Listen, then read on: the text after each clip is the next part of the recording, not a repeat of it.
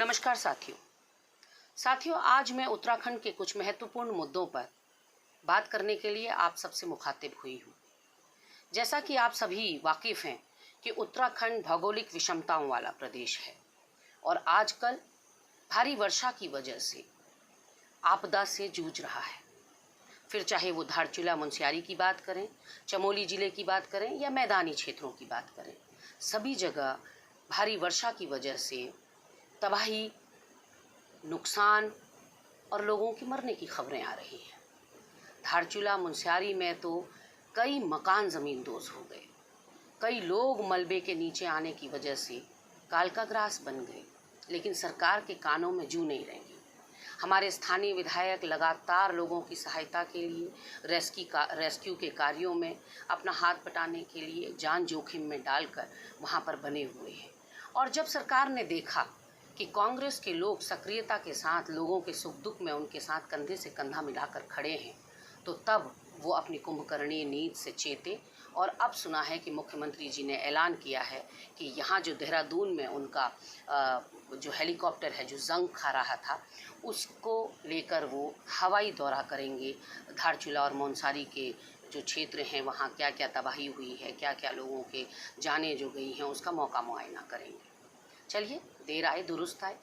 अब बात करते हैं मैदानी क्षेत्रों की। साथियों, यहाँ देहरादून के अंदर तक भारी वर्षा की वजह से लोगों को नुकसान उठाना पड़ा है। उनके घरों में पानी भर गया है, उनके पास सोने की जगह नहीं है, उनके पास खाना बनाने के बर्तन तक नहीं बचे, सारा सामान लोगों का बह रहा है, जल भराव की स्थिति है, पूरा नाले चौक हो गए हैं और लोगों के घरों के अंदर तक बहुत ही ज़्यादा मात्रा में गंदा पानी भर गया है।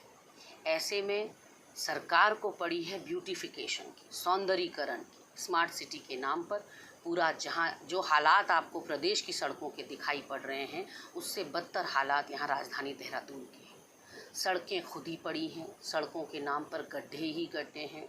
स्मार्ट सिटी के जगह जगह बैरिकेडिंग्स लगाए गए हैं, प्रोजेक्ट वर्क चल रहा है।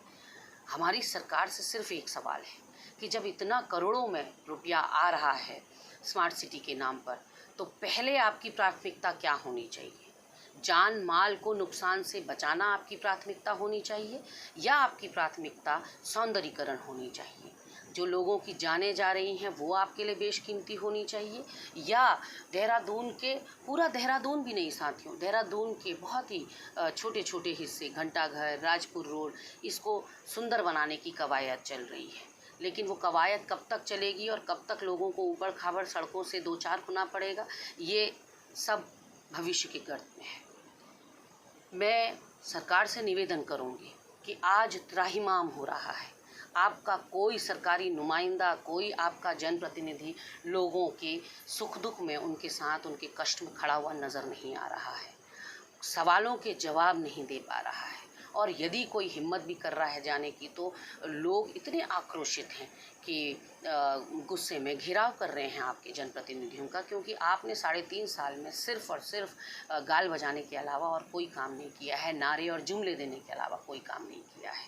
तो आज आप लोगों के सवालों के कटघरे में हैं। ना आप पर्वतीय क्षेत्र में आपदा को संभाल पा रहे हैं, ना आप मैदानी क्षेत्रों में जल भराव की स्थिति से पार पा रहे हैं।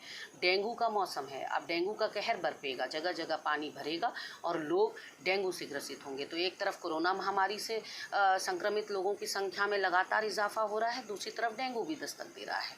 तो कहीं ना कहीं आपकी तैयारियां नाकाफ़ी नज़र आती हैं।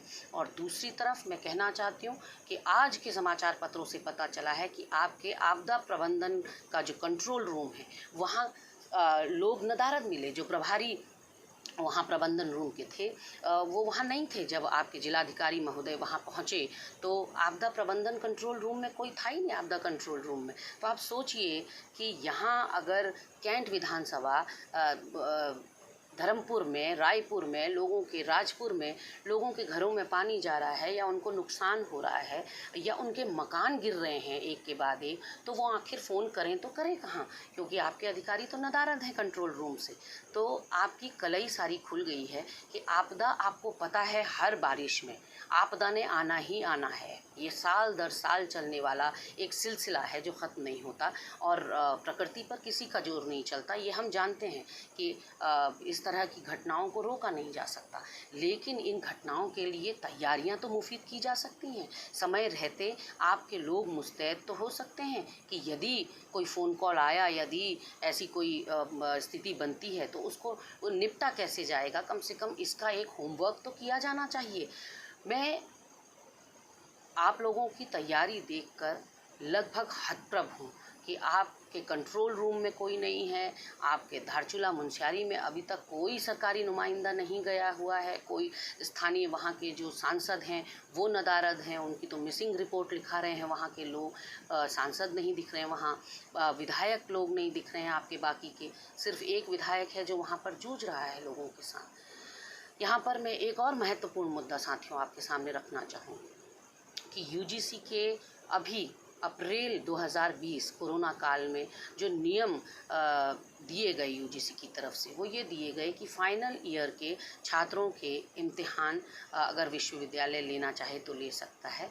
बाकी के छात्रों के इम्तिहान या तो उनके पिछले रिकॉर्ड के हिसाब से ले लिए जाएं या इंटरनल उनकी चेकिंग करके उनको मार्क्स दे दिए जाएं और उनको दूसरी क्लास में प्रमोट कर दिया जाए, ऐसा यूजीसी का नियम है। लेकिन यहाँ उत्तराखंड में ऑनलाइन परीक्षा 21 या 22 अगस्त से शुरू होने वाली है। पंतनगर विश्वविद्यालय के सभी छात्र इस बात को लेकर परेशान हैं। लगभग 1300 छात्रों ने पंतनगर विश्वविद्यालय के अपना साइन किया हुआ लेटर भेजा है। सारे मंत्रियों के दरवाजे उन्होंने खटखटा लिए, जहाँ जहाँ वो जो कोशिश कर सकते थे सब कर लिए और उनको वाकिफ़ करवाया कि कोरोना काल में क्योंकि हमको सबको अपने गृह जनपद भेज दिया गया और हम ग्रामीण अंचलों में बैठे हुए हैं, हमारे वहाँ ना सिर्फ नेटवर्क प्रॉब्लम है जबकि हमारे माता पिता की आर्थिक स्थिति भी ऐसी नहीं है कि वो हमें लैपटॉप या स्मार्टफोन मुहैया करा सकें जिसके थ्रू हम ऑनलाइन परीक्षाएं दे सकें। फिर क्यों जबरन उनको बाध्य किया जा रहा है कि वो परीक्षाओं में बैठें ऑनलाइन और उन परीक्षाएं उत्तीर्ण करें, जबकि यूजीसी ले डाउन कर चुका है। तो यहाँ पर यूजीसी के भी मानकों को ताक पर रखा जा रहा है साथियों।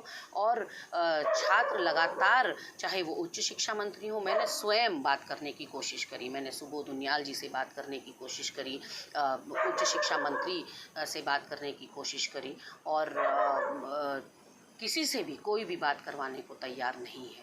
और छात्रों की ये दिक्कत मैं रखना चाह रही थी उनके सामने कि छात्र और नेटवर्क प्रॉब्लम से जूझ रहे हैं। ग्रामीण अंचलों में हमारे इतना अच्छा नेटवर्क नहीं आता है और ऑनलाइन परीक्षाओं में दिक्कत आ सकती है। और दूसरा, उनकी आर्थिक स्थिति नहीं है कि वो लैपटॉप खरीद सकें और ऑनलाइन परीक्षाएं दे सकें। तो कोरोना को नियंत्रण में आने का इंतज़ार करके उसके बाद भी परीक्षाएं की जा सकती हैं, लेकिन कहीं ना कहीं वो एक मानसिक दबाव महसूस कर रहे हैं और पूरा उनके भविष्य का सवाल है। ये कोई छोटी मोटी बात नहीं है।